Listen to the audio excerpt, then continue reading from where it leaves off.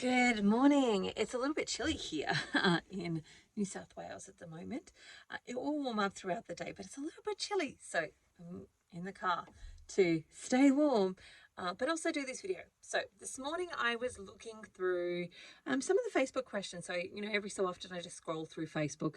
And one of the questions that came up, and I've seen this kind of come up a little bit, is like, how do you know that you're full? How do you know that you're satiated? So essentially the individual did a fast, and then afterwards, the next day when they broke their fast, they had quite a lot of food. And normally from the perspective of most people, what we will generally say is that we don't really need to worry about calories as long as we listen to that signal of I am full, I am satiated, etc. That's what we need to focus on. However, none of the rules apply to 100% of the people 100% of the time. So while that's the general rule in the sense that you don't necessarily need to think about calories, for some people, we might need to think about them, or we might need to think about, and in the sense of, when I say that, when I think about for some people, we might need to think about them, it's more about helping us mentally figure out, have I had enough, or am I actually still hungry? Now, part of that is simply because we don't, or we've spent, let me put it this way, we've spent a long period of time learning to not listen to our bodies. So let me explain it this way. When you were a baby, let's assume that your mother did the whole feed on demand type of feeding. So when you were a baby, you cried and somebody stuck something in your mouth usually. So it might have been a pacifier, it might have been a boob, it might have been a bottle. You might have stuck your own thumb in your mouth, for example. But essentially, when you were hungry, you were fed.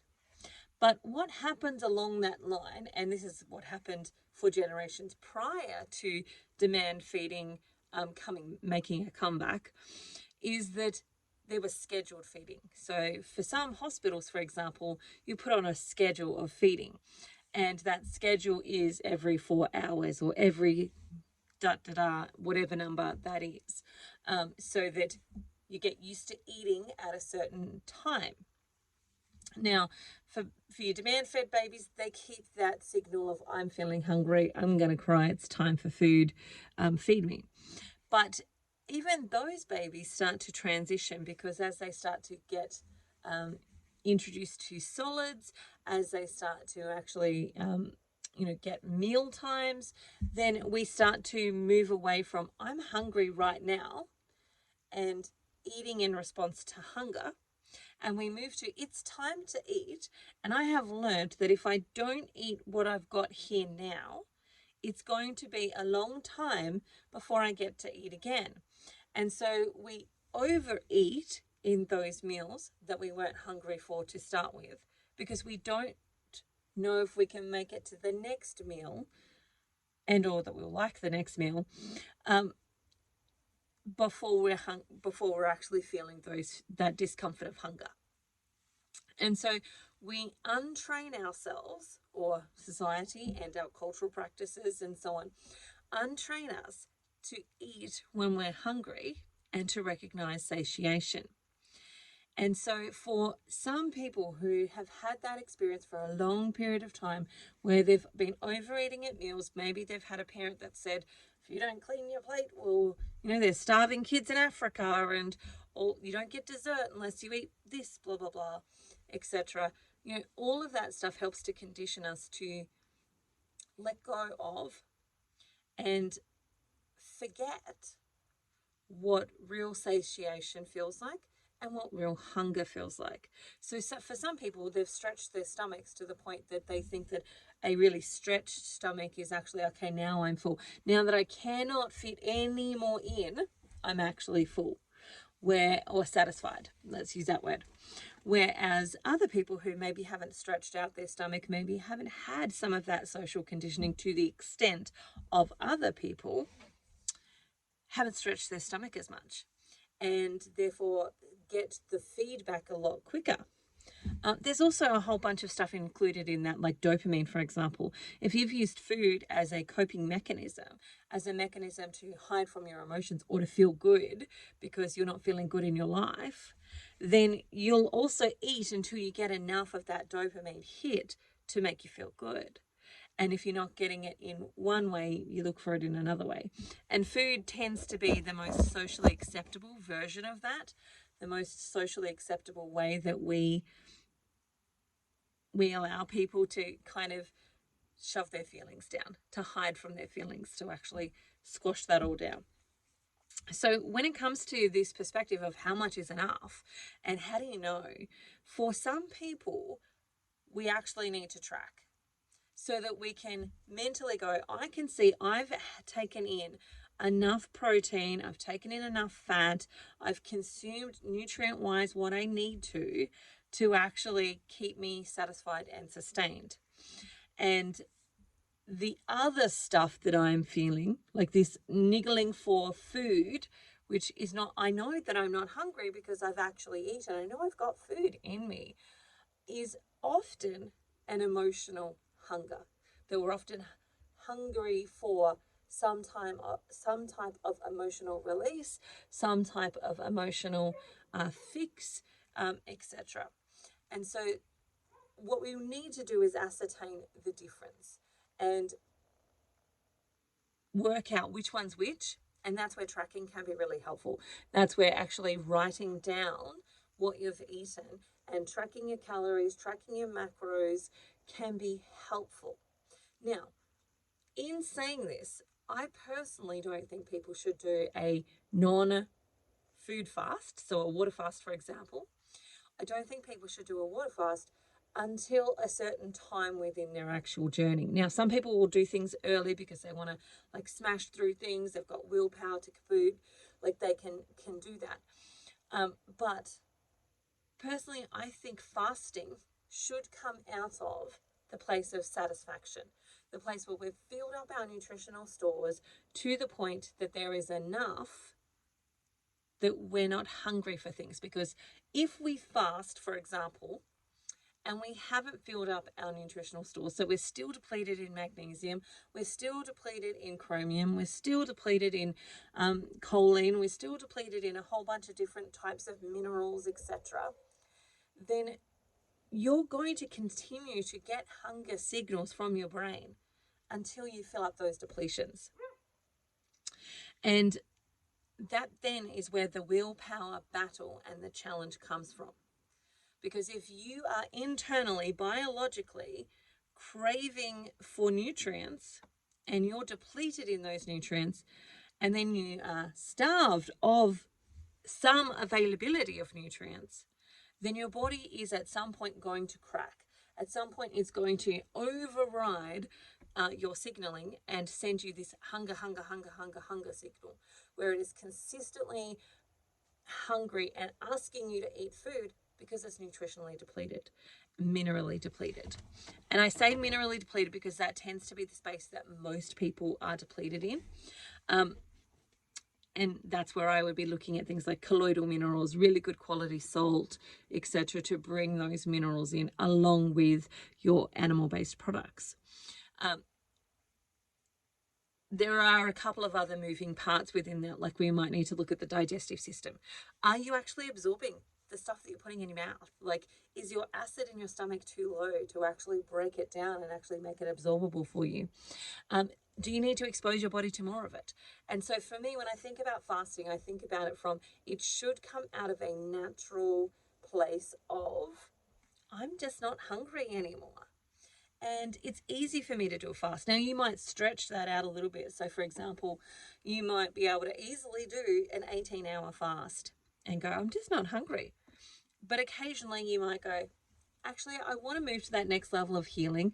I'm not hungry, and I could go for 24 hours without there being any dramas, without there being any problems. I could do that without any issues. And you might want to stretch that occasionally. You could maybe go, I could go 36 hours and there wouldn't be any major dramas. Like, yes, habitually and family, like social stuff, that would be a little bit more challenging, but food-wise, feeling hungry, yeah, I could do that. You might do 48 hours. You might do 72 hours. I wouldn't recommend really going more than 72 hours unless there's some specific reason. I personally have done a 40-day fast, water fast, but I don't recommend that as an everyday thing that people do. There's usually some specific reason as to why you would go longer than that. But for me, they should come out of this natural place of, I am satiated, I am full, I don't actually need any food, I'm eating because it's mealtime and I haven't eaten anything today and maybe I think I should, out of that space. And there's always some nuances around that, so I would highly check in with somebody. Highly recommend checking in with somebody. But there is this other place that we need to think about, which is if you've been an overeater for a long period of your life, your stomach has been stretched, it takes time for that to unstretch and to actually go back to the shape that it should be or the size that it should be. And if you are minerally and nutritionally depleted, you are going to constantly get a hunger signal. And if you're ignoring that hunger signal to do a fast for whatever reason that actually is, then you're going to get this massive overpowering signaling on the other end, which is telling you to eat. And that is really challenging to actually resist. And so for me, one, fast from a place where you are satisfied and satiated and full. Two, maybe even consider some fed fasting, which is essentially like a sardine fast, for example, or a sardine challenge, whatever you mentally can come across. It might be a beef and butter. It might be, some type of fed fasting, like veganism, for example, is a fed fasting. I don't recommend you do that, but it's what we would consider a fed fast. But there are plenty of other fed fasts that can help you achieve the goals that you want to achieve. And so some of that is first asking, why am I doing a fast? Like, what is the purpose of it? What am I trying to achieve? And then actually measuring that, because I can tell you, having taken a whole group of people through things like the Quest, a program that I run, you want to know that your body is actually going into autophagy, that you're actually achieving the benefits that you want to be achieving with a fast, rather than just assuming, because it's just not the case. It's just not the case that by not eating that you're automatically going into autophagy. You actually could be going into starvation. And that starvation isn't a helpful starvation, it is a stressful starvation. Whereas autophagy is we're eating ourselves. So we're eating old waste proteins, old waste products, cleaning things up. We're restoring DNA, but we're actually in a biological state which we can actually measure. And you can measure that by testing your GKI, your blood glucose, your ketones, and that will give you an index number. Now, if you're in the US, that's blood glucose divided by 18. Then divide that by your ketones, and that will give you your GKI number. If you're in most other places in the world, it is glucose divided by ketones equals your GKI. And so if you are in a GKI under a 3 and under, then you're starting to get into that place of high level autophagy. The closer to a 1 you are, the higher the level of autophagy you're actually in. Now, getting into that state means tracking some of those numbers. But for me, if I'm going to challenge myself, and if it's hard, right, it's because you're minerally deficient, but if I'm going to make myself do something like that, I want to know that I'm actually getting the results, that I'm actually achieving what I want to achieve. Whereas for some people, so if you're insulin resistant, for example, your glucose isn't necessarily going to come down, it actually might go up. And your ketones aren't necessarily going to go up. They might just stay down because your insulin is too high, and you start to convert protein into actual glucose. And it takes about 5 minutes for your body to do that, versus it takes 5 hours for your body to turn fat into actual ketones. And so the conversion is very quickly to go to protein to turn that, but it's a costly one. And it leaves you depleted, and it leaves you in a state of exhaustion. And so from that perspective, if you're going to do those things, you want to make sure you're actually achieving the results. And you could potentially be achieving those results while still remaining exposing yourself to minerals, exposing yourself to some of the nutrients that you are depleted in by eating in a specific way. And that could be by doing the sardine challenge. It could be by doing a butter fast. It could be by doing, beef and butter. It could be beef, bacon, butter, and eggs. It could be a seafood fast. It could be any of these types of fed fastings that actually can be helpful to actually achieving those results as well. But coming back to the original question of how do you know you've had enough? One, if you are feeling like you could eat more food and it's starting to look excessive, this is where tracking can be really helpful. Track how much have I eaten, measure the calories, measure the macros, and actually see how many have I had. If I had like 5,000 calories today, that's clearly enough. But if I'm still feeling hungry, I'm probably lacking in some minerals. So maybe I actually need more salt. Maybe I actually need some colloidal minerals to help boost me up. And maybe I need to not do water fasting right now because I'm too minerally depleted and I need to focus on lifting up those minerals so that I'm fasting from a satiated point. And I'm fasting from I've got all my nutrients and all the things that I actually need, and it's out of the overflow. I don't need any more because I have enough. I have what I actually need right now. From that space, that's where I would be fasting from. All right, any questions? I would happily answer them. Pop them down below. Remember to like and subscribe, and I look forward to chatting to you again. Bye for now. See you later.